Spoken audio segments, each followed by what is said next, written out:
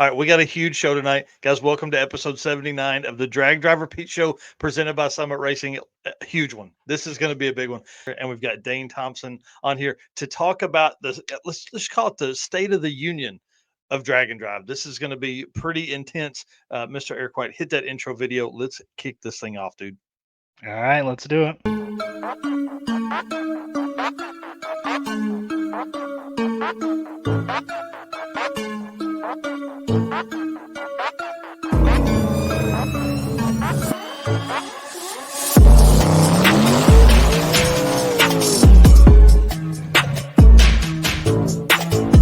We're gonna pack things up and hit the road and try to make it the next day.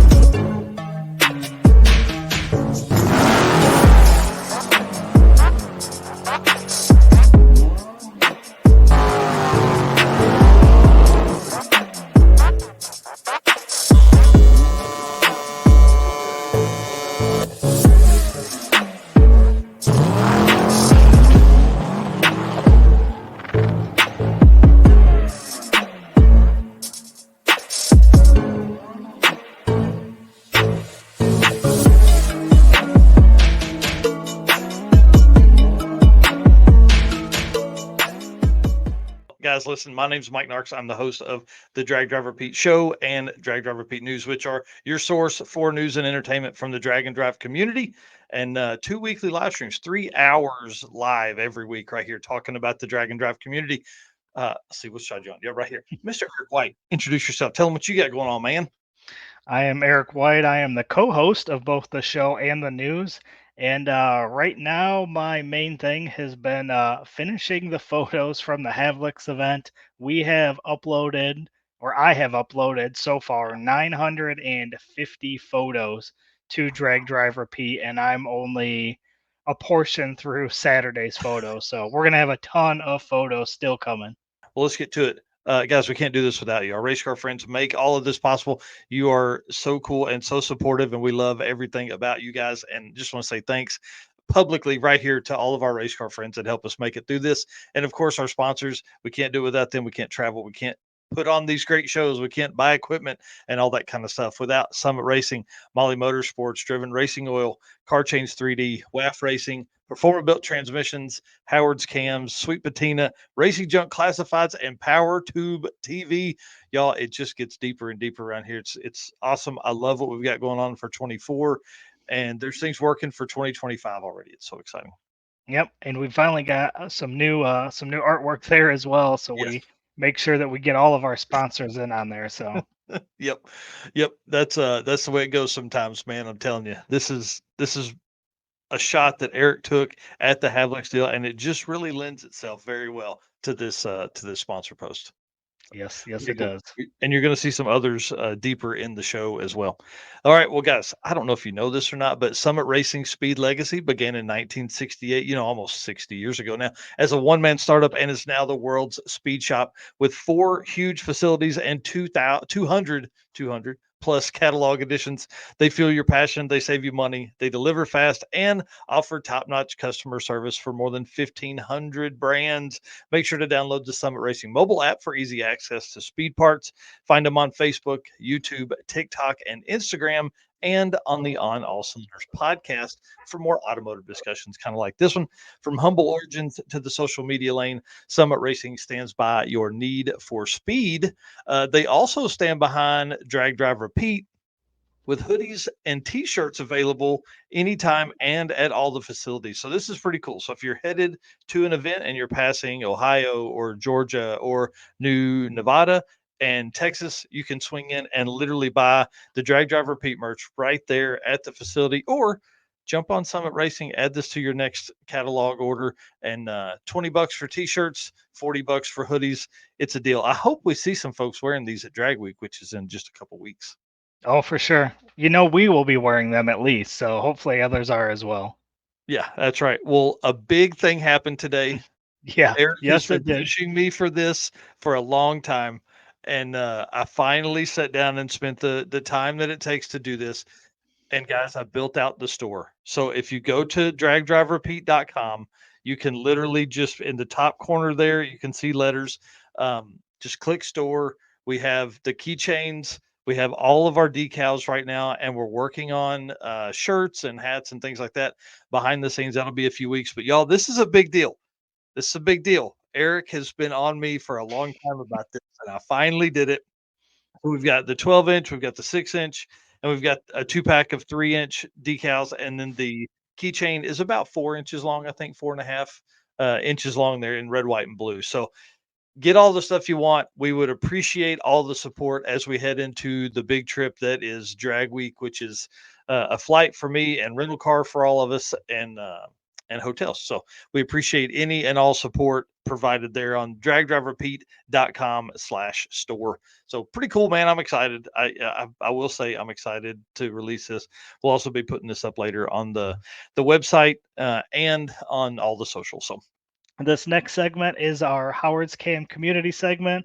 Again, thanks to Howard's Cam, I got this sweet new shirt. We're going to show pictures of it in a second, but I am going to jump in and go ahead and play this promo video quickly. Hello, ladies and gentlemen. Harris from the Monoxide Podcast. Real quick, Howard's Cams was founded as a racing cam manufacturer almost 80 years ago when Howard Johansson created Howard's Power and Racing Equipment in 1945.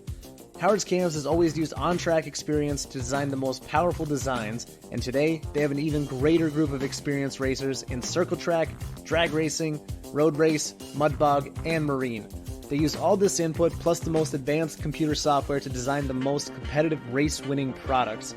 From pioneers in drag racing and oval track to cutting-edge marine development, Howard's Cams is at the forefront of the industry. So make sure to reach out to our friend, Luke B, for your next valve train upgrade.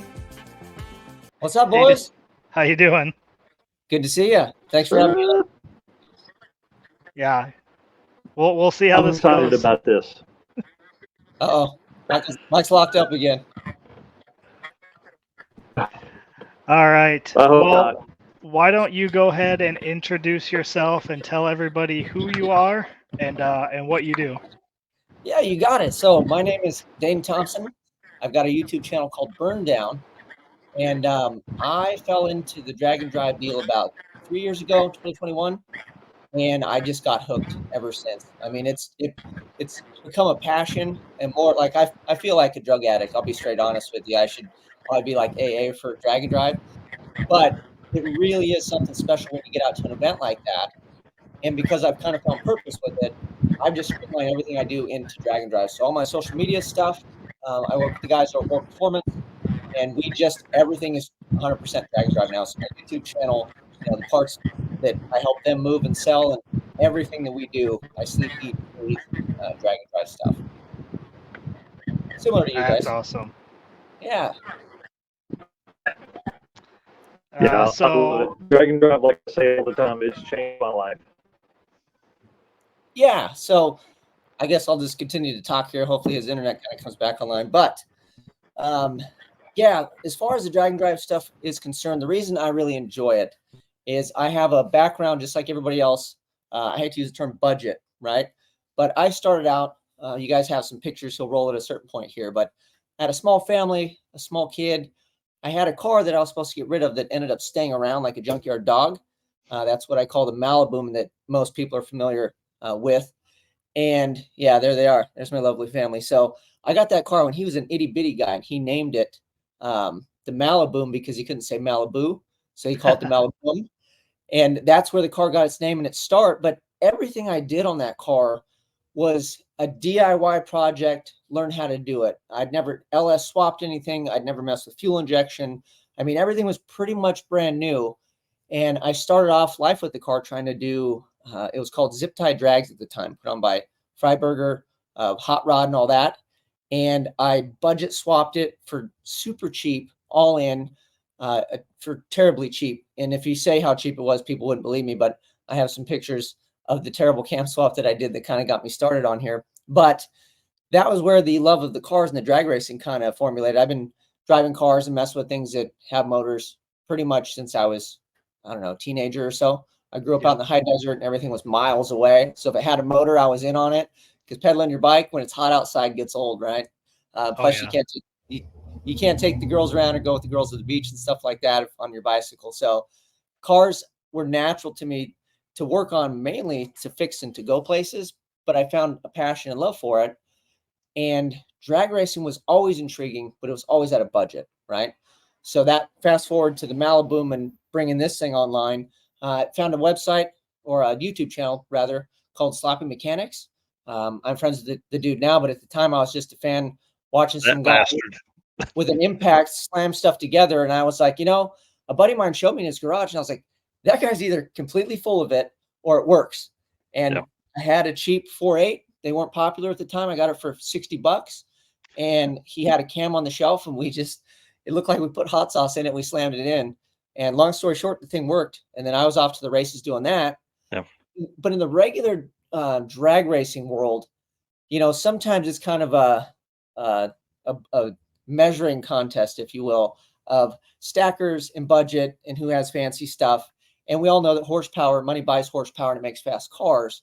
So I stumbled on the drag and drive stuff. And I was doing the smaller budget, drag race events where it's like the cheap build your own kind of stuff. And I made some buddies. I still have friends to this day that do that. And that's an awesome crowd and an awesome way to get started. But I always watch like the bigger YouTuber guys do all that stuff. And I was like, man, one day I'm going to go and do it. And in 2019, I had a buddy. I say he was my little big brother. So he was a bit younger than me, a lot larger than I was, a big stature of a dude, super cool, super supportive guy. And he was one of those guys that I would always tell I was going to do big stuff and I was going to do this and that.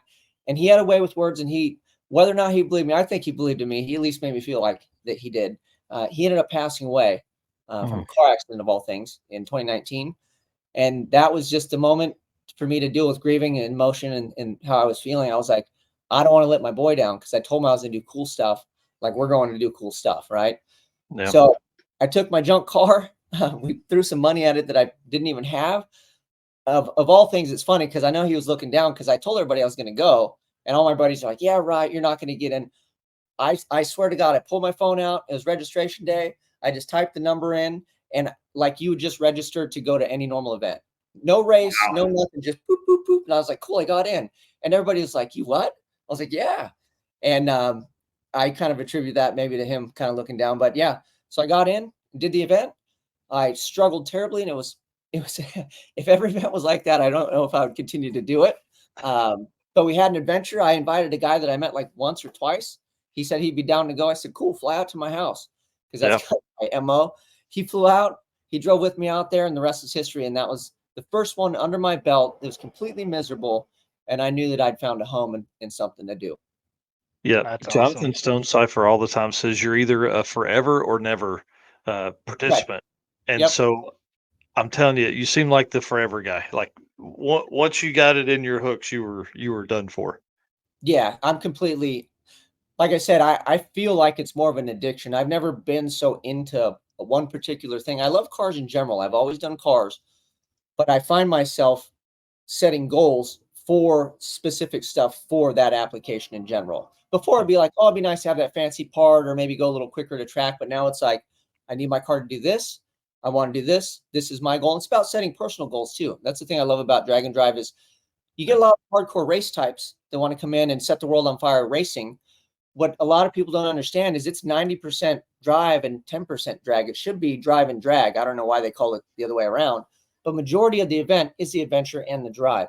So that's what needs to be pushed a lot on the average individual too, is that it's getting you out there using the car and enjoying it. And the race is actually a backseat to the adventure itself. When you get idiots like me and pays too much attention to the internet and thinks you have to have a fast car and suffer and struggle. But I have my own bag of issues over here, obviously, and goals that I want to achieve. But yeah, just the average car, having a good time, loading your buddies in, and it's all about the adventure. It really is. And I think that's one aspect that's kind of overlooked. Everybody likes to focus on the fast cars and the big YouTube guys. And it's like, I get that. But in reality, there's 300, 299 other individuals here that all have a story and that all have an adventure. So it's about us figuring out how to tell that story. And that's kind of where I come into this thing is I'm an idea man and I like to talk and I'll just figure stuff out and just throw bombs and lob ideas to people until maybe something sticks or maybe it doesn't. Right. Yep. Yeah. And that's a lot of kind of what we do is focus on, you know, some of those like 850. We always say it all the time that that's one of our favorite classes. So we, like to follow those guys around and get their stories and talk about their thresh getting to the event and, and the competition and how tight it is in those classes. So. Well, I know we're going to go over some other specific questions, but just to throw this out there, and I keep not doing it, but maybe for this audience, is the percentage of cars that you have. Let's say, excuse me, an event, you've got 300 cars, right? Well, there's only a percentage of those cars that are sub 10-second cars. And if you look at it over a grand scope of things, the percentage I would roughly estimate, I'm just shooting from the hip, so don't murder me, internet. I'd say 30% possibly, right? 30% is going to be your quicker cars, your sub 10-second, right? Well, if it's 30%, and you've got 300 cars, you can do the math on that. That's a pretty small percentage of cars that are actually boogieing versus people that are there, right? So we love the fast cars to bring butts into seats, but I think we got to get outside the box. Again, I'm not a promoter. This is all opinion based, and I'm just an idea guy and a participant. And I love the thing. So I would love to see people take my ideas and run with it. That's all. Yeah, so we got some serious heat last year talking about hosting a slow car only event because the 10 and 12-second ET range from 10:00 to 10:99 and 12:00 to 12:99 are the largest two classes in ET brackets ever. Like not just in the bracket side of classes, but those numbers of cars that end in those averages are the widest by like 100 cars each compared to every other ET bracket that's out there. I think for 2023 there was like 12 cars in the sixes or something like that. I mean, Yeah. and it slowly crept up from there, but like 8, 8 and 9-second cars are like 6th, 6th and 7th in the quantity of numbers. And thank goodness for like Rocky Mountain, who kind of leans into that 10 through 14-second stuff, giving them an index class to race, Yeah. Yeah. Yeah, Carl, let's do it, Carl. be over here. Yeah. Don't say that I haven't thought about it. And I'll just say this because he brought that up. I don't have any promotional experience. Obviously, I could figure stuff out and probably come up with something at some point. But I think one thing that we could all do, and this goes for you guys and everybody that's watching right now, that would be good. If you've been on a drag and drive, you know how difficult the drive portion is, right? Well, there's nothing to say that you as an individual couldn't throw some sort of a cruise. We see those hot rod cruises all the time, right? Like, oh, come cruise around. So my idea that I'm going to start hosting myself and put it on the channel and make a big deal out of it as soon as we get around to it. I mean, granted, I'd have to Fred Flintstone my car. Well, we can talk about that later because it's broken. But I would like to do a drive day style cruise, and that's what I'm going to call it. I'd like to have people out that have hot rods, get the cars out, dust them off, and instead of paying all this money, stressing out, dragging your car super far, making it 30 miles outside of an event and having the thing break down, well, you can just come on out to a cruise day and you can have it break down 30 miles from home, and then you can tow it back home and fix your stuff, right? But my thought was do the same style drive. You could take them on side roads. You could do all the thing you do on a normal drive day, right? Because on race week, we have drive days because the mileage is so far. But you would get outside your comfort zone. You would stay off the main highways, do all the things we do. But that would allow somebody to just dip their toe in, and they would know, like, they have a car that would do it.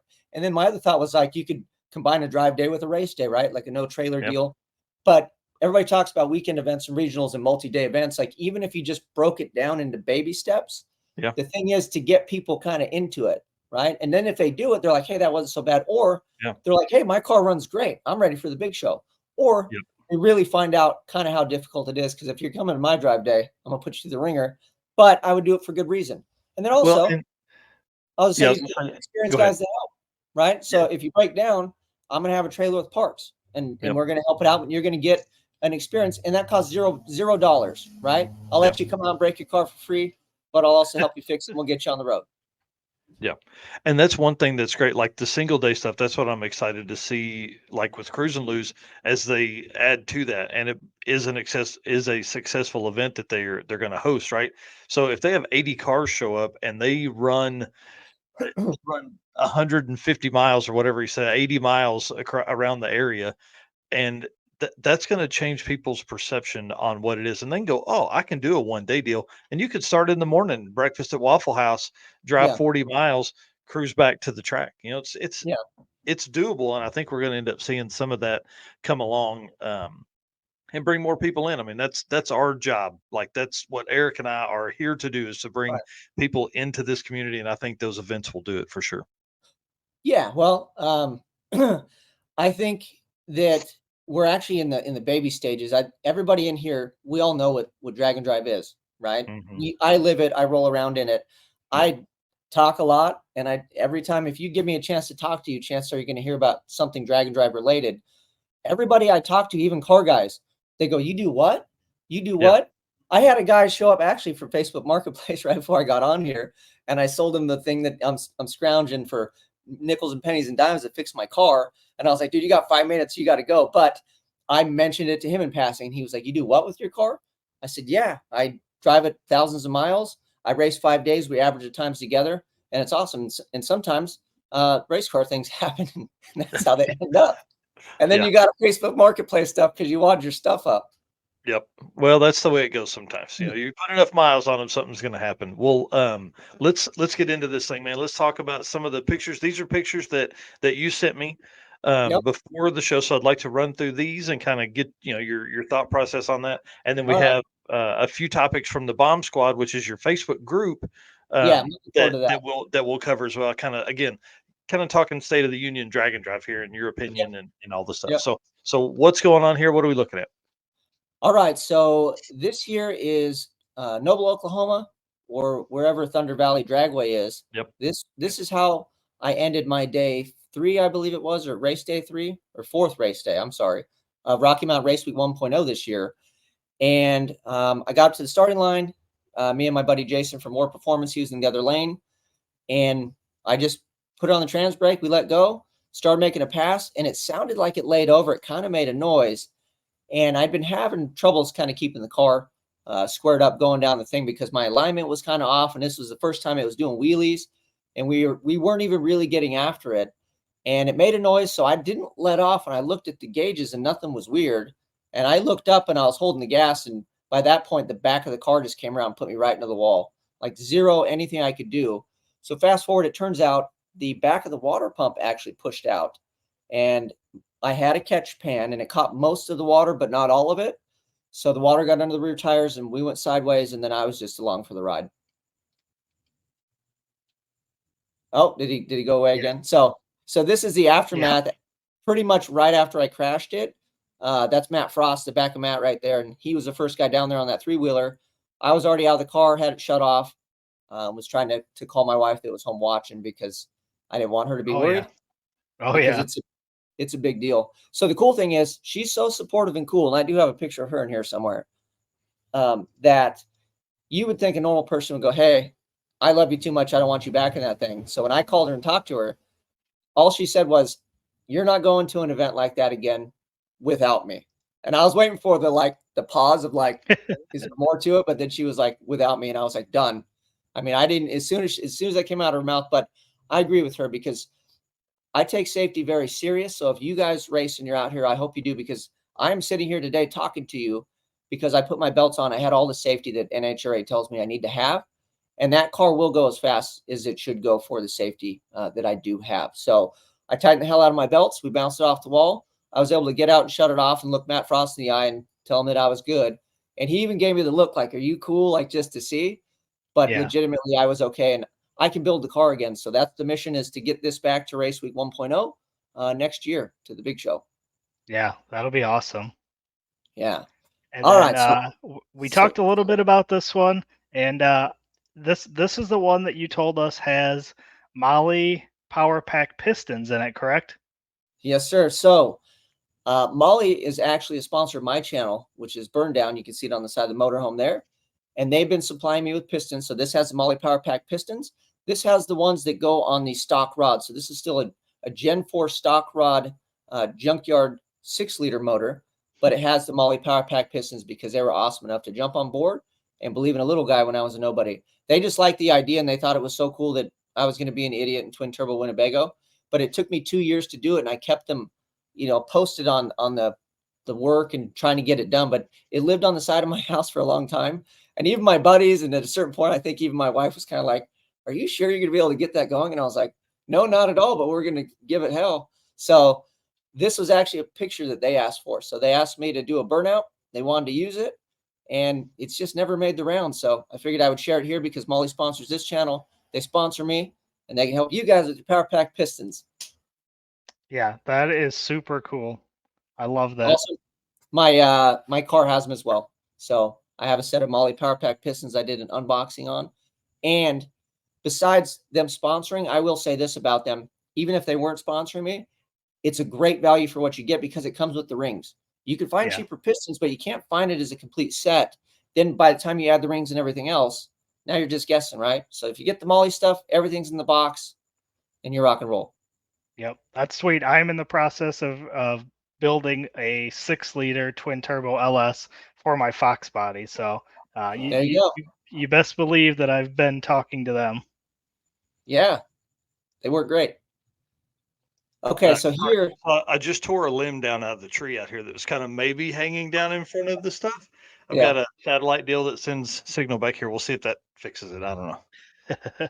All right. So here, this is what got it started. I was talking earlier about LS swaps in a cheaper motor and a cheaper car budget, if you will. Budget's way overused, I know, but we're just going to use the term. So the picture of my son handing me tools under my car, that was my first LS Fest West event that I went to and took my car. And that was how I spent the event. So if you're building a car and you feel bad because you're always working on it because it's a pile, trust me, we all do it. We've all been there. It gets better. You just power through it, right? So the engine in the center is actually the same engine that's on the left. And I use that to troll the sloppy mechanics community because I thought it was funny. And I legitimately put that together. We ran it. It made oil pressure. So then everybody made fun of me because it was dirty. And they're like, oh, that. And thanks to all of our race car friends. Thanks to you guys in here making comments. Thanks to all of our guests we're having on tonight. We're going to have 3 guests tonight. So it's going to be awesome. You guys keep us going and doing this week in and week out. And of course, we can't do it without our sponsors, Summit Racing Equipment, Molly Motorsports, Driven Racing Oil, Car Chains 3D, WAF Racing, Performabuilt Transmission, Howard's Cam, which I'm wearing the new Howard's Cams t-shirt today, Sweet Patina, Racing Junk, and our media partner, PowerTube TV. And the gentleman's agreement. Yeah, that's awesome.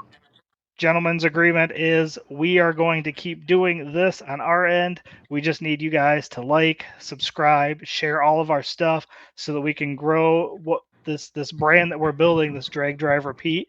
We've said it multiple times. We're so close to hitting 100,000 total followers, subscribers, whatever you want to call them, across all of our platforms. So we're going to keep doing this. We just ask that you guys do that part. Yep. And then PowerTube TV, obviously we have exclusive content that we give to PowerTube TV, so you can watch replays of these podcasts on there as well, and those exclusive content that we provide them. So rev your engines up with PowerTube TV, the ultimate destination for automotive entertainment. Stream for free on the web, Roku, mobile apps, and more. Catch replays of our show, plus exclusive content from other top creators, featuring classics like Pink's and Pastime, plus original new shows. PowerTube TV isn't just a platform, it's a community. Join the Content Creator Development Program, which is what we are a part of, and be part of something special. You can find more at watchpttv.com. Things, it's gonna die and it's horrible. So I went ahead and painted it pink with a triple stage candy and then dropped it in the motor just to troll them even harder. But that motor was a 4.8 I got off of some guy's front yard, like it was on the side of his house for $60. Didn't clean it, didn't do anything. I legitimately LS swapped it the same way Happel does it, just impacted everything together. Had no idea what I was doing. Did it in an afternoon. And the thing made 280 horsepower at the wheels on a real legit dyno, on a dyno jet dyno. NA. Yeah. That's crazy. Yeah. That's, man, the 4.8 that's in my old truck was out of a 210,000 mile Tahoe that had been rolled. And when we opened it up, there was like non-oil change residue in the valve cover area, and we just left it. I mean, like I didn't even clean that out, and I mean, I've beat on it relentlessly. So here's my theory with the high mileage stuff, because you always hear people like, "Oh, it's got 1,000,000 miles on it. I don't want it, or I want to freshen it up." That 300,000 mile motor has perfect machining. That thing wouldn't have lasted that long having Yeah. a soccer mom rip the thing around and neglect oil Yep. changes if it wasn't done well, right? Yep. So Mhm. as far as I'm concerned, I know the machining in this thing's good. You just need to Yeah. knock the glaze out. I mean, I put pistons to the bottom, knock the glaze out with a hone, and slap the cylinder heads back on, and we're like, we're money. We're Yeah. But set. Yep. that's when you're having fun. I mean, I'll be honest with you. Yep. We're past that. We're a little more serious. Like I said, Molly's on board. I don't get a chance to do as much knucklehead stuff, but I'll tell you what, I'm not beyond it. And if the budget wasn't ever there and we were back to whatever, I Yep. wouldn't be ashamed to drop a motor like that in my car and go rip one today. Like it's Yeah. fun. Well, Yeah, and I we've think got that's a one of the biggest benefits is like you're not scared to. I mean, let's say sadly, if you hurt your big money block, Yeah. uh-oh. I can add to that. I did. So when I crashed my car, I had a LS3. Granted, it was a junkyard block, but I had it and I had a stroker kit in it. And now I have a broken block that's good for a coffee table ornament. Yeah. Yeah, I've got a block sitting around, or it's actually we put it back together, but it's a 5.3, and the injector stuck and sent the rod out the bottom of the block, but it was below where the piston actually stops. So we actually JB welded the block back together, Oh, yeah. reassembled it, and we started it on the engine stand, and it ran perfectly fine. And it's right now sitting over at my neighbor's house that we're just looking for something to put it in and just make a burnout car or something out of it. Yeah, it's fine. That thing's fine, dude. Yeah. Yep. So the fun thing with using motors that look like this and being a knucklehead is the learning process, because really that's what it's about, right? It's not about buying all the bling and having the best stuff. And I get that people like to do that, but also what was it? Because I always call it smiles per gallon, or I like to say Yep. a smile's only so big. Another buddy of mine said cost per smiles. So I thought that one was great too. So cost per smiles is very high when you build a crappy motor, and especially if you don't know what you're doing, because then it's a win if the thing even just runs and you can giggle. If you spend thousands of dollars on stuff and then you go to the dyno and it doesn't make the power you want, or the car's not as fast as you want, those are the dudes that are not having fun, and they're easy to spot. Oh yeah. I say it all the time. I'm a person who loses interest very easily. So Yeah. in my Fox body, I put it together, you know, 200 and some thousand miles, 6 liter LS, bone stock, got it in the car, got it running, made a pass at my local track. It went like 13s, but if you would have saw an in-camera footage of me in the car, you would have thought I ran like a perfect 850, because the fact was that I put it together, I made it down the track, nothing broke, and I was ecstatic. And then from there, now I've added twin turbos. Now I'm rebuilding the engine. Like, for me, if I would have done that from the beginning, I would have never completed it, because it's been years and I would have gotten bored. So I need those little victories. I need to enjoy it just the way it is until I'm ready to do that next thing. And I think a lot of people skip that section and they just want to go straight to the big build. Yeah, well, so my buddy Happle and I, we beat on the hour a day thing. And I even show people, like, that's like with Instagram. If you follow me on there, I'll show you the practice welds or what I got done in the afternoon. But if you spent 1 hour a day, right, on something, that's 5 hours by the time you get to the weekend. And I know everybody can't do it, but whatever you can muster up and get out in the garage and tinker.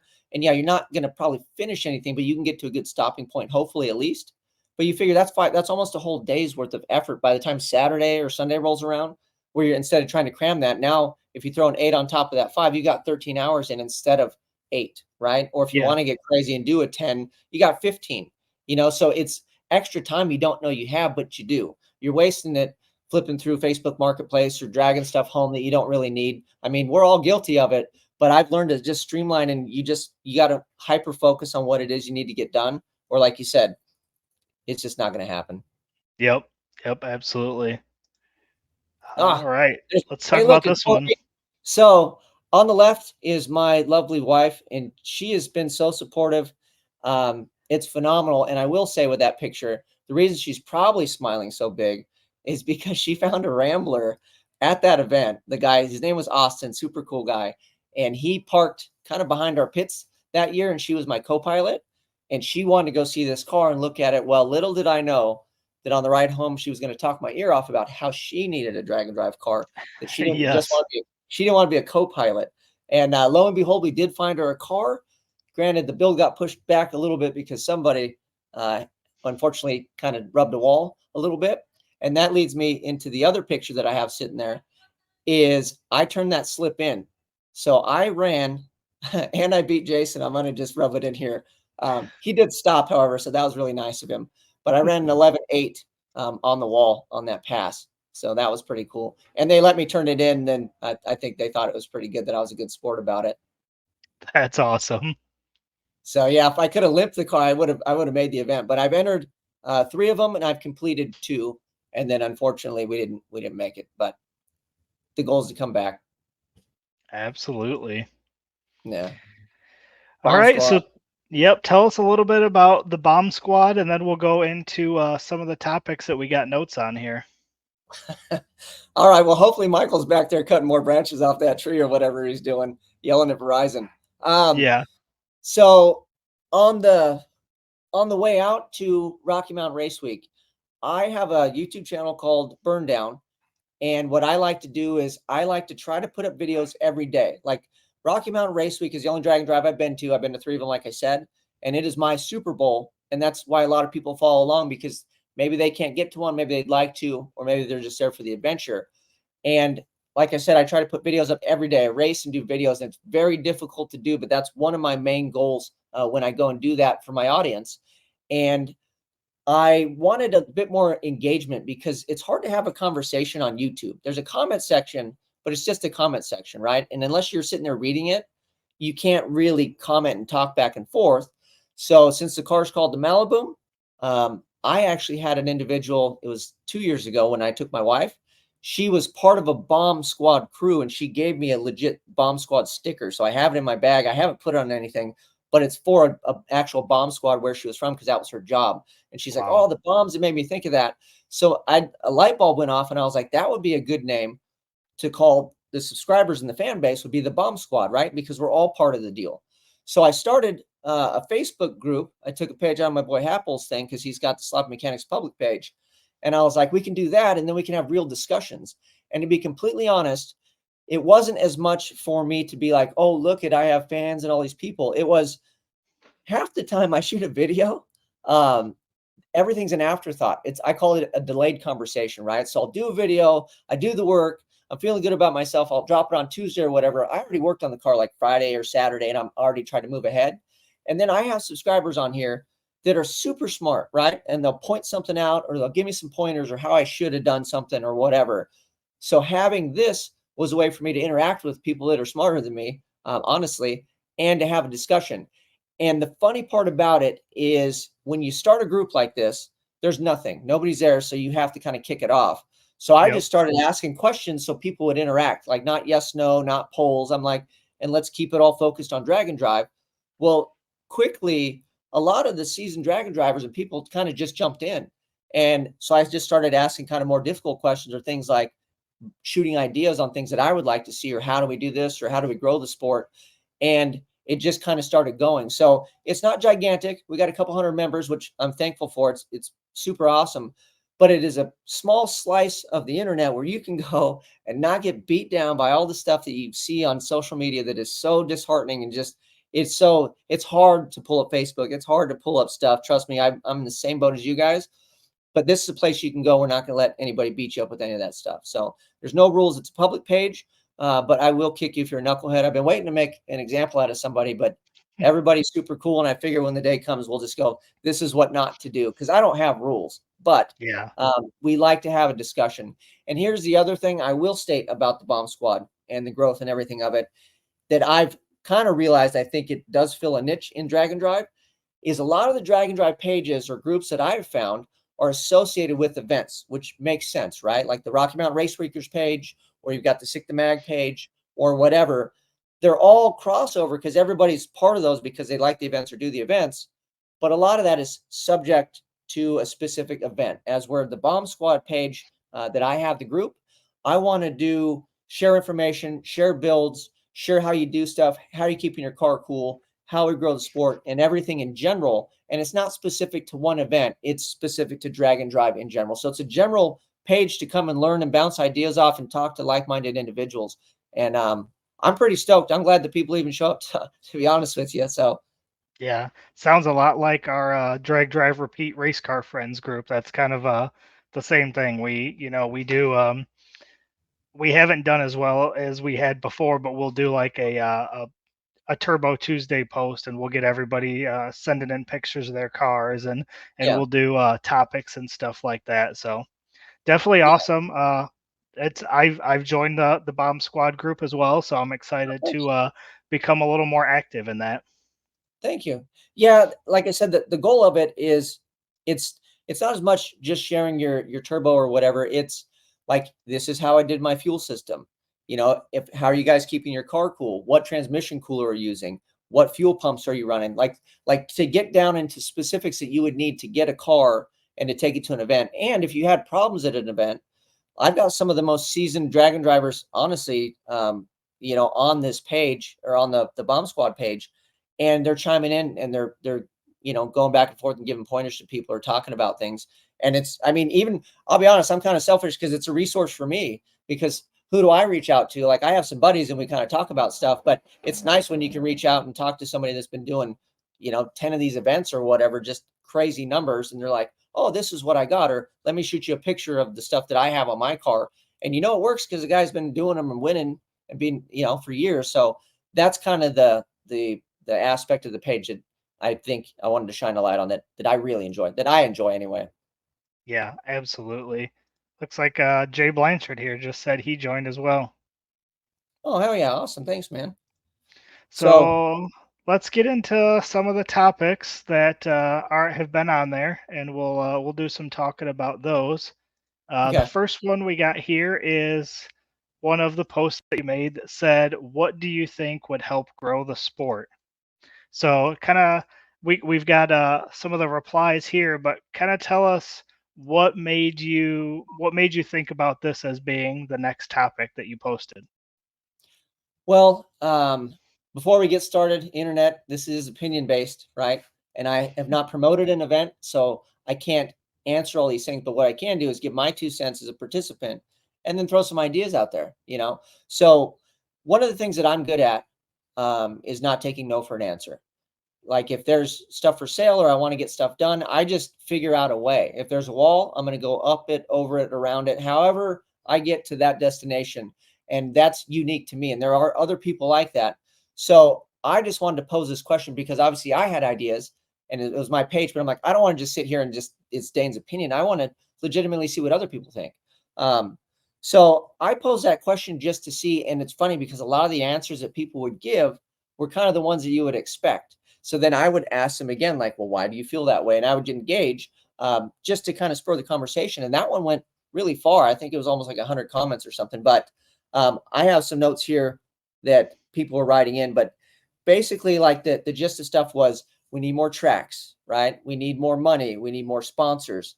And while those things would help, and I understand that those are a big portion of it, again, if you're limited in capacity, you need to think outside the box. There's a lot of racers in here, and everybody knows the rule is a gray area, right? If it states it, but it doesn't state this particular thing exactly, there's a lot of smart people on here that kind of stretch and bend the rules, and we all know how that works with racing, right? Yeah. This is the same thing. Yeah, so if your capital is limited or your tracks are limited, what's a way around that? How do you make the same thing new and fresh again? That was kind of my thought on that. So, yeah, so here's some of the ideas, like money wise, right? So sponsors, it would be nice to have larger sponsors on board, but what do sponsors want? Sponsors want eyeballs. So then that kind of goes into coverage of the event. And then it's like, well, how do you get coverage? And then if you say that takes money too, well, we talked about a little bit before camera on here. There's a lot of people that go to these, and yeah, the stands might not be full with people, but they're diehard fans, right? Everybody's got an iPhone. They're all taking pictures. Maybe we funnel those pictures and videos into people like you or people like myself or somebody with a channel, and you just blanket post those things up for a day. You could make it easy, but I think the main thing is, here's my take on it. It's basic marketing, right? It's who, what, when, where, why. So you have to answer all of those things. And I feel like drag and drive is still so nascent. I know it's 12 or 13 years old or whatever. And you could talk to all the old timers on here that have been doing it forever. But the reality is, when I go to the auto parts store and I talk to the guy behind the counter and I'm trying to explain why I need this weird part to this car that I don't own, and I mention drag and drive, they all say, "What is that?" And it always tells me. So I have a saying, I don't know where I heard it, but I always say this. And I always used to joke with my buddy Jason that it takes 15 years to become an overnight sensation. And I find that to be more and more true the more I do stuff for myself, right? I've been on YouTube for a long time and my following has barely grown and people barely know who I am, but it takes a long time to even get this far. And same thing with a sport like this. Somebody mentioned Hot Rod Drag Week, right? And they're like, hey, Drag Week is huge. And they get all these spectators. How come like Rocky Mountain Race Week doesn't? Like what's the disconnect? Well, when you're Hot Rod Drag Week, you have a whole magazine and a base, and they've been Hot Rod magazine since like the 50s or however far it goes back. Those are people, and it's a known brand, so you're putting a big brand behind it. But then the problem is, because Hot Rod Drag Week is Hot Rod Drag Week, well, they're protective of their brand, so they're not going to help push other events because they have their own, right? So I think we need to get over the stigma of this is mine, that's yours, and everybody's fighting for territory. It's like, no, you grow the thing as a whole. That's kind of my opinion. But again, even Hot Rod Magazine, I'll go ahead and say it. I think the magazine in general did a great job of choking out like new talent and up and comers. I'll be completely honest with you. I had a buddy that worked there. He was a freelancer.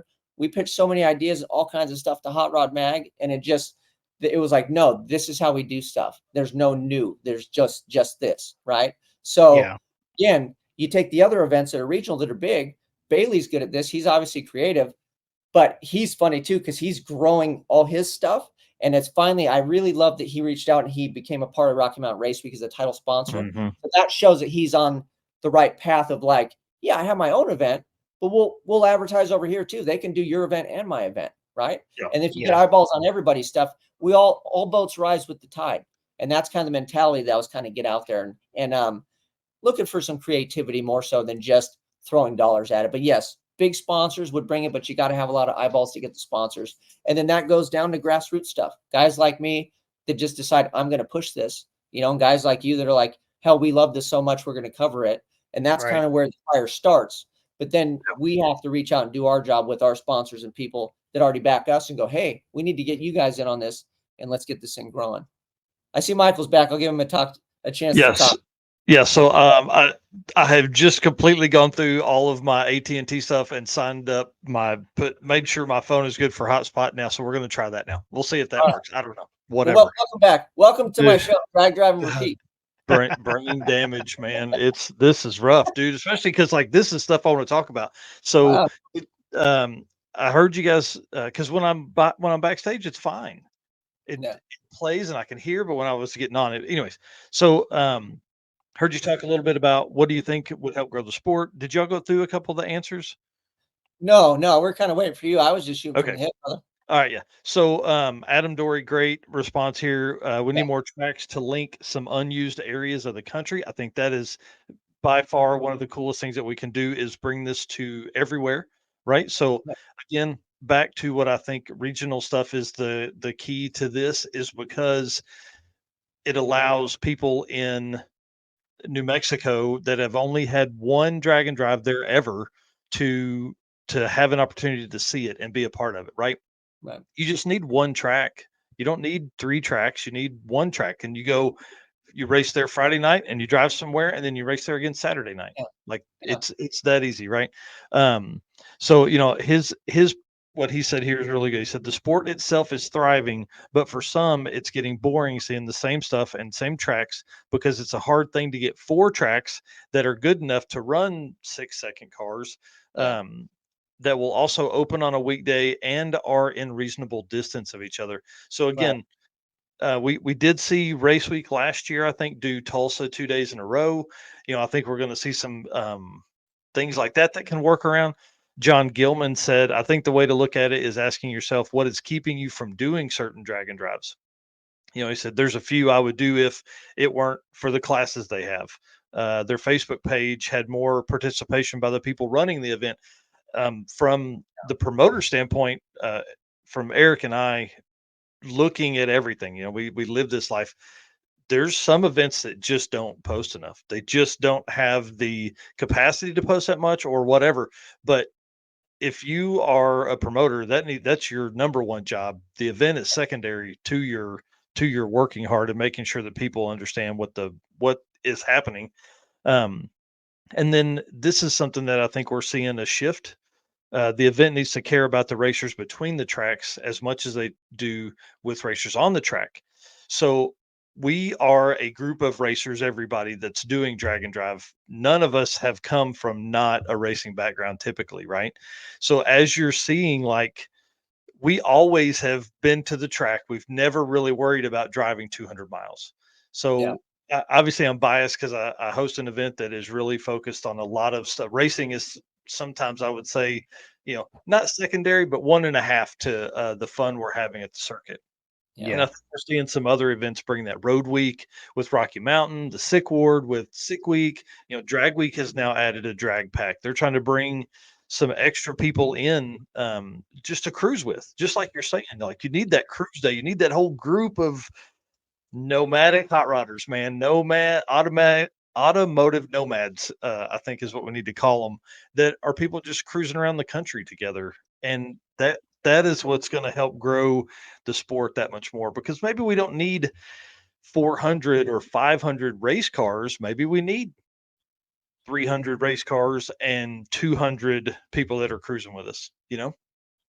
Well, this is Gypsies, where yeah, like Power Tour would cross over, right? yeah, So I think you already have your staples. Like, so in my opinion, Rocky Mountain Race Week is by far the hardest drive portion of a drag and drive event, right? There's yep, nobody that's going to compete when they're up in the Rocky Mountains or whatever. And hell, yep, I'll even go to say as far as when we were in Dallas and all that. I mean, it was brutal. It yeah, was hot. So yep, they made us drive the hell out of the cars, right?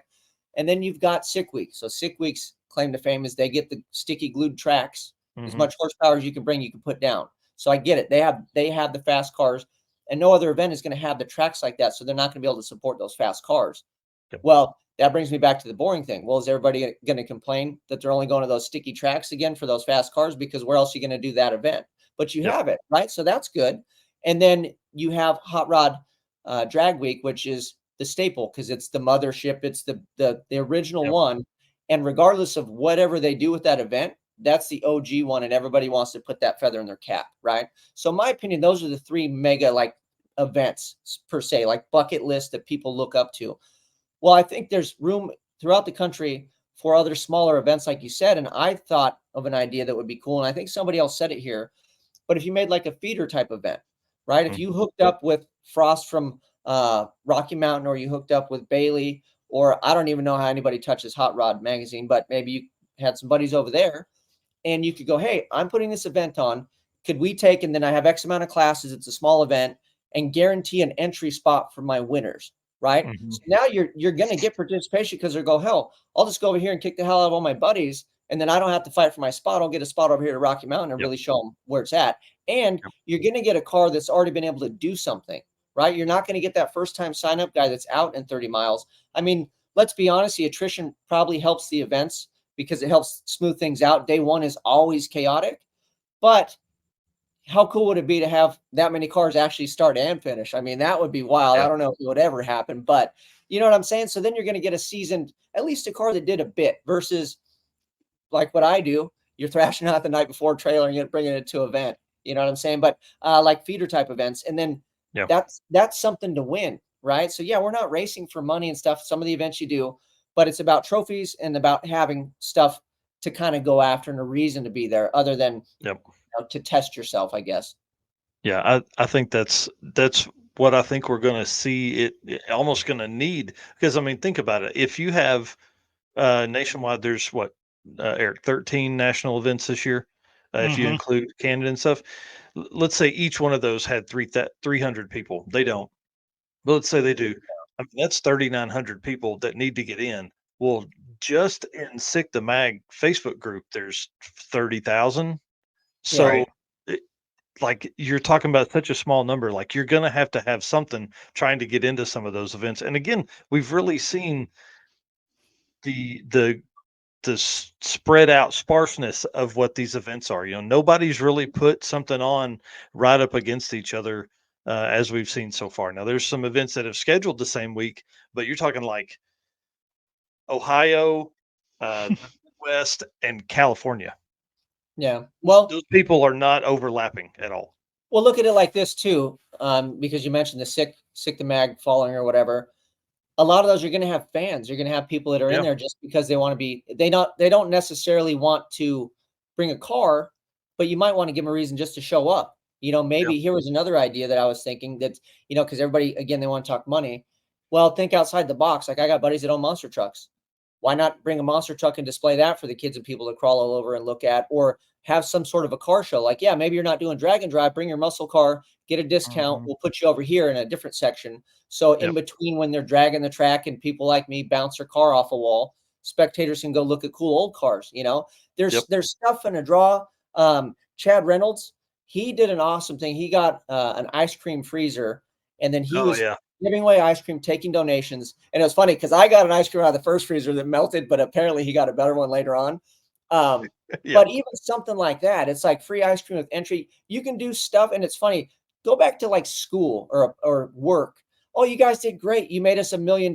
We hit our thing. Here's a pizza party, right? And I mean, I know it's a funny joke, but at the end of the day, like at least you're kind of getting something. Like you spent your money, maybe get a free hot dog or whatever it is, to just do that little extra thing for the fans to get them to show up.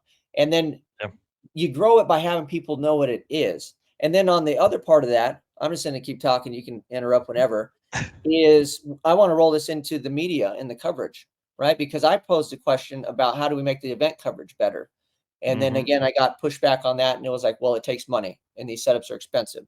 Well, I understand that, but again, everybody's got an iPhone. This shoots high res video. This shoots slow mo. I mean, this is Mhm. as good as whatever. And you got a bunch of Spielberg sitting in the stands. Give them a task. Maybe you make that part of your event. Hey, the person that can get the best video of whatever, we got a shirt for you. We got some stickers. Come turn your footage in. We'll trade you out. Super That's a simple great idea. stuff, right? And again, it's just spitballing, and I think the promoters just get beat up. I'll be completely honest with you. It's so overwhelming. You probably don't have time to sit and spitball and think of dumb things like I do. I sit here and sand and build cars all day. I've got plenty. I got 8 hours. I could sit mindlessly and dream stuff up. But I think things can be done to kind of just. It's just the little things. We're not talking the big things. Like the big things take big money, but a lot Yep. of small steps are going to add up to a big step. Well, I and mean, one of the things. Go ahead, Eric.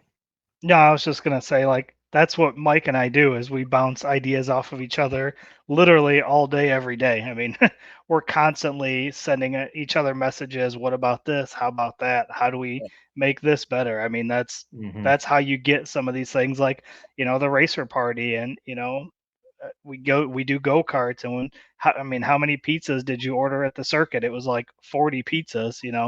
75. Uh, Dude, the Yeah, first round was 40 40. was the first round. Yeah. So what you do is you just throw one, and then you have the party end up over kind of by a Costco. You get giant pizzas for $10 a pop, dude. You just sell them out, bring them over. Everybody's Yeah. stoked. Get them hot Oh, dogs. yeah. We gave Domino's $7 a pizza for 75 pizzas. It was a pretty good deal. We did 2 ways. It was awesome. Yeah. That leads into some conversation we were having before the show, and the idea that I mean, I'll throw this out there for content creators that are smaller, and we all can't necessarily afford a whole bunch of stuff, but let's all join forces at an event. Like, let's pick an event. Eric and I are going to do Drag Week. We're going to do Sick Week, and we're going to do one of the Rocky Mountains in 2025 together, both of us. And I'd be willing to hire an editor if we could split that cost across a couple different channels, and then we just have that editor in the tower all day, and we're all bringing them footage, and they know what you like. Like, this isn't something you just walk up and go, "Hey, I'd like to get in on this." This is something we work on for 3 months ahead of time, so we can hire the right editor. We Yeah. can bring the right person along with us, and they understand what we're looking for. Things like that. Like, I think that. I mean, we're probably going to do that at some point next year to help, because like this, just leading into what you were saying about how 1320 puts out a daily video. We spend a lot of time on live stream stuff, so a Right. lot of time, a lot of money. But for folks that, if you've ever watched 8 hours of Rocky Mountain Race Week, it's tough, man. It's tough to watch, not because it's bad content at all. It's just 8 hours of a drag strip and some interviews and the announcer talking and stuff. And I think with like again, back to what you were saying with 1320, with what YouTubers do, trying to put out a daily video, things like that, like it's tough because if you drive, if you race and you drive and you're not to your hotel till 2 a.m. and you've got 3 hours to put this video up, get it edited, load it, write the description, do the thumbnail, all the stuff. Like it's 6 a.m. before that video comes out. Well, what if that video could be of your racing and it would be out at 9 p.m. or 11 p.m.? Well, here's food for thought, because you mentioned 1320, and I did bring that up at some point, and I wanted to cover this, so I'm glad you said that. I know the boys over at 1320; they're awesome. I've interacted with them. They actually rode in the twin turbo Winnebago, all that fun stuff. But I knew they were not coming to 1.0 this year, right? I talked to them at LS Fest, and they said it's not in the cards, yada yada, so on. So I kind of knew that was kind of happening. So I set a personal goal to try to race and then cover just my class, because I figured if I was going to do that, I could at least bring some 1320 to the mix. Granted, I got stopped out by the heat and everything else. It was just too much. And I was like, I'm sorry, guys, that was the idea. But just like you said, a video after the fact fills in the blanks between the live feed and who's actually going down the track, because the average viewer doesn't know anything. We know all these people. Like that picture you put up, I know that's Jason Hurley. He's my spirit animal. The average people don't know that that's Jason Hurley with the shoots out doing 200. I do, because this is what I do, right? The average individual, they know now because I just said that, but there's a gap there between 8 hours of live feed and then, like you said, the daily videos. That was what 1320, their bread and butter, and they're really good at doing it, and they have an entire team.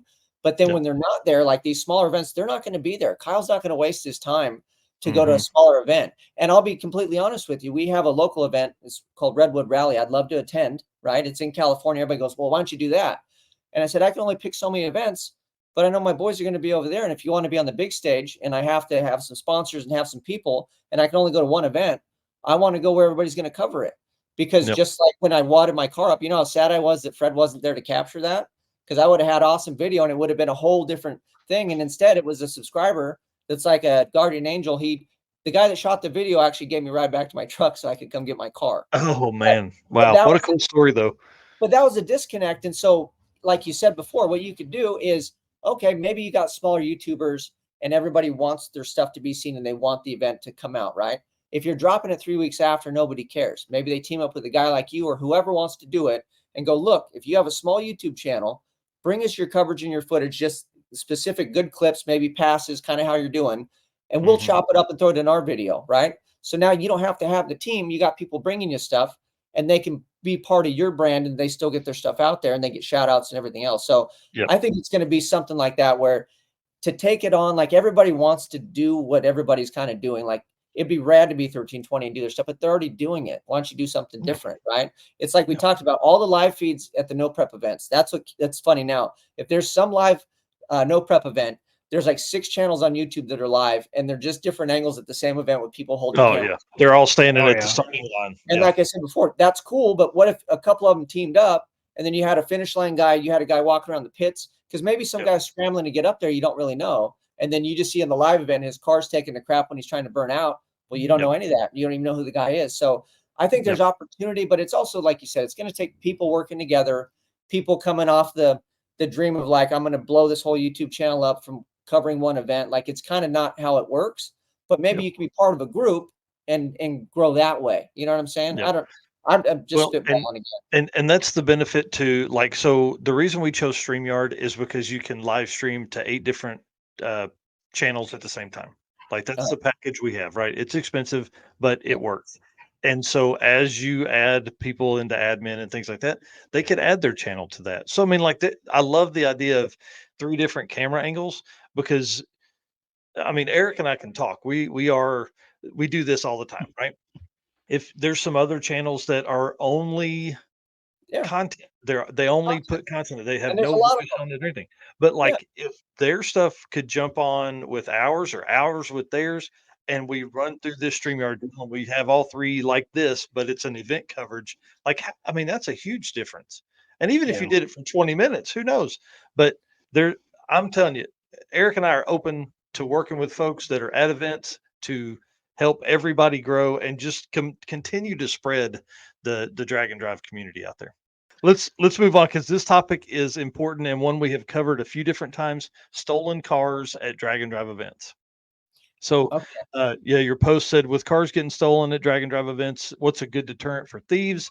Trackers will help recover the car, but what might help it not get stolen in the first place? And there's some good comments here, but I wanted to hear your thoughts first.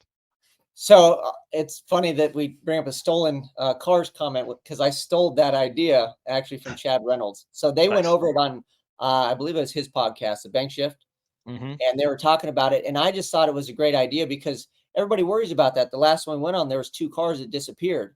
Yeah. And I laughed because it was Trevor Wilson's dad. I forget the gentleman's name. I call him Mr. Wilson. But Hmm. I went to the hotel and there was a car there missing a front wheel on blocks. And I was like, man, they're stealing wheels now too. Like it's getting bad out here. And he came out of the thing and he had his wheel. And I was like, oh, hell, well, I guess they can't steal it if you take your wheel with you, right? Yeah. So, I mean, he full on took his front wheel off his car. He's like, they're not stealing my car. But what Chad's idea was, which I really liked, and which I just like, again, I was just putting ideas out there because I want people to interact and talk, is everybody goes for the stealth mode. Like I have this stealth thing, they can't start it. My fuel pump doesn't work. Well, yeah, they already broke your windshield and they already did damage, or maybe Hmm. they drove it 20 miles. Like that doesn't really help me. Now I'm just pissed and I don't have a windshield and I can't race. So I think the visual deterrents are kind of where it's at. Like I'll obviously have a tracker or whatever on my car or have fuel shut off or whatever. Hell, I mean, honestly, if you didn't know how to drive a car, you probably couldn't drive the Malibu.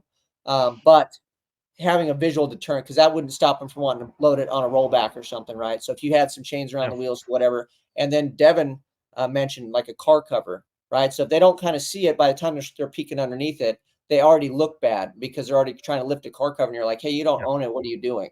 So that's Yep. a good red flag deterrent too. Like even a car cover, because they can't really see it. They can tell it's a Fox body. They don't know that it's a 230-mile-an-hour Vanilla Ice special Fox body, but Right. yeah, Yeah, that's a good idea and think about that. And that's what we talked about in the other episodes was like don't make it easy right out of the gate. Make sure your locks work. Make sure your door handle locks work. Make yep, sure your key switch can't be started with a screwdriver. Make sure they can't just reach under there and grab the wires and touch them. Like all that kind of stuff. Just make sure it's not easy. But I love the car cover. I love the Wilson's taking a wheel off. That's yeah, awesome. yeah. It was when I saw that he did it to himself, I was like, I love that. Yeah. Yeah. Yep. Sam, I Sam mean, Tucker. Go ahead, Eric. Sorry. yep, I was going to say Sam Tucker had a good one here. It said, I always pull my fuel pump relay and That'd be starter relay when I stay at a motel. Even just on a road trip in the family car, it might make the difference between them taking it or not. I guess it depends on how determined they are. Yeah. Yeah, I thought that was pretty good. And Ryan Hill right behind that says, and park in a place where it's difficult to get out of, or right. that's one thing the 301 streetcars do really well is they all will kind of intermingle those cars together, and they sit out in the parking lot till 3 or 4 o'clock in the morning. Yeah. Right. That was so the other one that's wild too is so my buddy Navlac 57, he does all the Oh Vortec yeah, 4200 stuff. oh yeah, He had that Studebaker stolen. yep. And that thing, I mean, nobody else has that car, let's be Dude, honest. I guarantee you they didn't know that was in the trailer when they stole it because they got his truck Yeah, and trailer and yeah. then that. So they may have known that car was in there, but I I think doubt they just they saw a yeah. truck and trailer and they snatched it and were gone. And that's really part of the problem too, right? So like he probably had all kind of deterrents on that. Let's say, I mean, I love them. They're engineers, so they had some kind of special thing, I but think it's he locked up in the trailer. But yeah, he had deterrents on the car, but not his own truck, unfortunately. yeah, But yeah, yeah, that's so with my truck, I usually, like I said, pull fuel pump relays, and then I have an open trailer. So I'll usually try to back the car to where you couldn't get the car off. So the truck itself won't really move, and then you're not unloading the car yep, when I'm traveling. And then the Malibu itself, like I said, you need the visual deterrence. Staying at the host hotel helps peace of mind. I had a picture one time of me parked next to a cop, so I thought that was a pretty good deterrent because we had a convention with police. I'm like, I'm pulling right up next to the cop.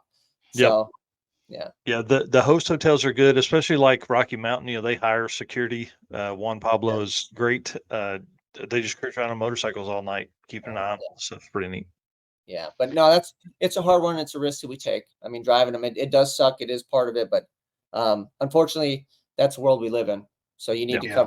cover yourself with that. And like I said, visual deterrence for me, like the detachable wheel, take a front tire off, whatever you have to do, so you can at least get an hour or two of shut eye. I mean, Yeah. make it happen. Yeah. Another comment here from Tom DeVito was, we struggled with this at our local track in Ohio. I'm so anti getting my stuff stolen. I made a couple of alarm devices that were motion sensitive, and I chained the wheels of my trailer together to buy me time to get them parked the rig outside the hotel window. Um, Also, always carry protection. Yeah. Yeah. You never know if you're gonna have to run out in your underwear. What that's gonna do. But I mean that's funny because we talked about our little trip just to Iowa the other weekend, and yeah, the hotel that we stayed in. I backed my truck up into the bushes, and we wedged the chair up against the door because we had no idea where we were at. yeah. Yeah. Yeah, all that kind of stuff I think is, again, the visual deterrent. That's a great thought. I love the car cover. I love taking the wheel off because, like, as a thief, if you're looking at an entire, like, there's 70 cool hot rods in the parking lot, and you're just walking, pulling handles. Okay, handles locked, or hey, that one's got a wheel off of it. Ah, man, hey, that Yeah. one's got the window down. You know what I Yeah. mean? I can reach in and see if I can get that thing. So just don't make it easy. I think that's one of the biggest things. There were some great ones. Somebody had said, they write a new tune in there that it won't start at all, but Yeah. again, that's not going to help with a tow truck. So, Yeah. Yeah. yeah. Anyways, yeah, all that fun stuff. What haven't we talked about so far? There's so much stuff, man. You're a wealth of knowledge. I'd love to hear some fun stories. But again, guys, thanks everybody for being here. Thank you for being our race car friends. Thank you for doing what everybody does, and thank you to our sponsors as well. Let me run through them real quick, and then we'll get back to it. Oh, I think I broke something. There we go. All right. Summit Racing, Molly Motorsports, Driven Racing Oil, Car Change 3D, WAF Racing, Performer Built Transmissions, Howard's Cams, love you, Luke, Sweet Patina, Racing Junk Classifieds, and PowerTube TV. Love you guys. Thank you all so much for being a part of this. All right. Back to our regularly scheduled program here. So is the Malibu the only project race car you have? I mean, and then we're going to talk about the Twinnebago. So the only project race car I have is the Malibu. It didn't start out life as a race car. It started out life, it was supposed to be the family car. It evolved into a race car, and it's the only one I have that currently is set up for that. Like I said previously, my wife fell in love with the 65 Rambler, and I was fortunate enough to find one on Facebook Marketplace that was born in California. It had been here its whole life, about 20 miles from where I live, and it's a 2-owner car. The thing is so nice. I swear, it's like when people talk barn find cars, like this was that. The dude was 90 years old. He bought it from the OG owner. I've got the user manual with the oil coupons that are signed off, like the whole thing you hear about, right? Wow. And I was look at it and I was like, asked my wife, I said, do we have to cut this one? Can we just maybe make this the family cruiser? And she was like, that's the car. I got to have that car. And I said, honey, it's your car. So I bought it for her birthday. And it was really neat that social media actually helped me out because the guy vetted me through my channel. So I wasn't the first guy to reach out, but I was the guy that he looked through all my stuff and when I want this to go to you, because he cool. kind of had an idea I would do good stuff with it. And for all you guys that beat people up on Facebook and think you're getting a deal or whatever, they left such a bad taste in his mouth that he picked me to buy the car versus Wow. going with the guy that showed up because he was sick of tire kickers, sick of people being jerks. Yeah. So I have her car, got pushed back, obviously, with the Malibu being in the current state it's in. But I will say this about the Boom, that the video doesn't do the hit justice. I was doing 110 in the 8th, which was a little slower than I normally go. So the thing kind of had laid over, but we were still motoring. So I had to be going between 110, 120 when it hit the wall. Luckily, it veered right, but it broke. It pushed the wheel in, bent the frame back. It twisted it up because it rolled the wall. So it broke my hot side, cold side, busted the front fender, hit the rear quarter, broke both rims on that side. It ended up breaking the block. It pushed the starter into the block. It folded my mid-mount support. It broke the transmission housing. What else did we break? Oh, and it pushed the rear end over, so it messed up my rear end. So essentially, it would be easier to probably do a new car really than my car. But my saving grace was my cage wasn't connected to the front. I didn't have the front struts, so it would twist up or whatever. But that saved me because the front end folded. But essentially, we're doing a new motor. Luckily, it was a borrowed transmission, so I ruined Jason's transmission. So I still have a transmission. I have to do a rear end. We're going to add to the cage. I'm going to tube the front end, but I've got a whole laundry list of stuff to do. So that pushed my wife's car back, unfortunately. But her car is going to come out. She's doing a mini version of the Malibu. It's going to be flashy. I'm excited. We're actually getting a rendering because of Bang Shift from my friend Larry Woods, and he's of Hot Wheels fame. He's doing a full-on rendering of her car. So when that drops, I'll share that with people. So that's kind of keeping her motivated to keep her going. And then I have a Pacer that I was supposed to have finished, but again, life happened and I wadded a car up. But that thing is a standard LS. I did a 421 crossover header, so it should sound like a flat plane crank because I don't want people complaining about an LS. And then we did an AR5 speed out of a Colorado and a 488 in the rear. So that'll be fun. And then I have a paint scheme for that. We're going to do a John Player special on it, lower it, black it out with the gold. So that'll be my kids basically. We're going to teach him how to do shifting and driving. I got a third grader, but he's super tall for his age. And he's like, I can reach the pedals, Dad. I said, well, we're going to go rip, son. Yes, so, Junior Street, bud. Yeah. So we have the Pacer. And then, like I said, I have the Malibu. And then the Twinnebago was my idea to get some attention on YouTube because it's hard to get attention. And once I finished it, it took me 2 years to finish it. We did the whirlwind tour with it at LS Fest West. The first year I dropped it, we were on 1320. Holly covered it. Everybody loved it. And then I called up all my sponsors and I said, do you guys need anything? And I was envisioning, hey, bring it to PRI or drive it out here. We have this event. The only person that really got back to me out of all my sponsors, Champion Cooling had me bring it to an event for a car show, which is like perfect for what I wanted to do. And Molly goes, we want to see that thing do a burnout. And I was like, okay. And I knew it would do it because I had it do it before, but I didn't have it with all the paint and everything. So I ended up roaching a transmission. So I had to rebuild that, trying to do a burnout. I knocked all the stuff off the wall because I was jamming the brakes trying to get to unload because it's true dually. Everything is inside. We use it for camping and everything. So after I roached a transmission, I fixed it. We went camping. And then I came back. So the next one where the picture I have, I actually did it right out in front of my driveway because I'm like, if I break this thing, I can't, it's so much money to tow it home, even though I got AAA. So we got it to light and I'm like, cool, I'll just ride it out. Yeah. And I was going to roll out of the smoke and be a hero. So I let that cook until you couldn't see the Winnebago, right? And my idea was I'm going to punch out of the cloud of smoke and this is going to be an awesome video. I get out of the cloud of smoke and then it goes bang and the rev up and then it goes blink, blink, blink, blink. Oh, so yeah. Laughing. I was like, well, we got the driveline. It's a 2-piece driveline. No, driveline's intact. I was like, well, we must have got an axle. So I ended up, it backed up. I put it on the side of the house again, thank God, and dug into everything, and it ended up exploding the differential. So I got the shot, but it exploded the differential, and it come to find out, that's an 8-on-5 wheel. It's a special HD 70 Dana rear end, and it has a special carrier. So I found like the only one in the whole nation through like a driveline place that worked for like a month and a half to find this thing. And then I still had to machine it.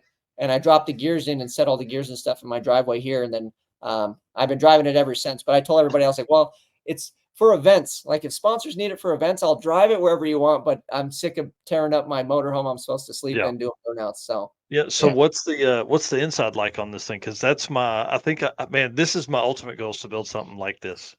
So it's all there. It's all done. So everything works. We try to add a little bit every time I go to places. So I'm definitely afraid of fire in it because there's only one entrance and exit and it's in the front. Right. And then I'm putting my family in this thing. It's made of wood. I feel like if you light a match, the whole thing's gonna be like a cartoon where it just goes black and then there's no motorhome. And so I took all the fire out of it. So I don't have a heater in there. And then I took the water heater out. So we did an electric water heater. So I took the generator, the Onan out because a carburetor costs as much as just buying a Harbor Freight generator. So I've got a quiet Harbor Freight inverter generator. I've got an electric water heater. It's got a microwave. We got a toaster was the new upgrade. The AC is in it and works. I need to service it, but I was having an issue with it. But the AC is there. Running water, new toilet, shower, everything works, and it will do a burnout. And I have video to prove it, but I'm not going to sit there and keep beating it down. But yeah. And then we use it for camping. I mean, we go on a week-long camping adventure every year with the family. I take it to LS Fest West, and I would love to take it back to like LS Fest East or like a bigger event. But it just chews up the fuel. So I mean, if I got help to go and do it, I don't mind taking the RV, but it's hard, man. I mean, it just to get to Vegas and back every year, it's worth it because you have to pay for the room, but to go cross country, it would take me forever. And she likes to go. It's got the lockup in it, but it goes 62 is like the sweet spot. Faster than that, you feel like you're hitting warp speed and it starts rattling and shimmying. And slower than that, you're just never going to get to your destination. Yeah. Reggie Moore here said, I'm calling you out for the 2026 season. We got to run these 2 Winnebagos at some point. Yeah, there's some really trick Winnebagos. So one of my ideas is I want to find a local guy, and I think I have a guy, but I need to reach back out to him. And I want to trade him a drive. I want to drive a stock one because I've never driven a stock Winnebago. And then I'm going to let him drive mine just to get his reaction. Obviously go somewhere out in the open so we don't murder people with it, but it's fun, man. That's awesome. What trans is in it? 480E. Oh, nice. Yeah. Yeah. So that's been one of my Achilles heels with my race car. Because I do everything myself on my channel. Transmission building is one of them. So I got proficient enough with the Power Glide. That's what got me through Race Week 1.0. But then I realized with the heat and everything else that the 480 is kind of the jam, like the way to go. So I got into doing those, and it's been a struggle, but I finally feel confident enough that we're going to be able to get over the hump and put something together that has some steam in it. So my boy, Joe, shout out to War Performance. Him and Jason are going to 2.0, I believe. Nice. And Joe wrote his transmission, and then I broke Jason's, but the one I built, I think we found the problem with it. So Joe's going to go test that for me on 2.0. So nice. Yeah. So if you see the Brown Trevelle and he has transmission issues, it's not my fault. That's funny. Well, man, let's kind of wind the show down. I want to again say thank you so much for hanging out tonight. This has been awesome. We typically don't go over 2 hours, and I think you're definitely a guest that gave us great reasons to do that, man. I love it. Night, dude.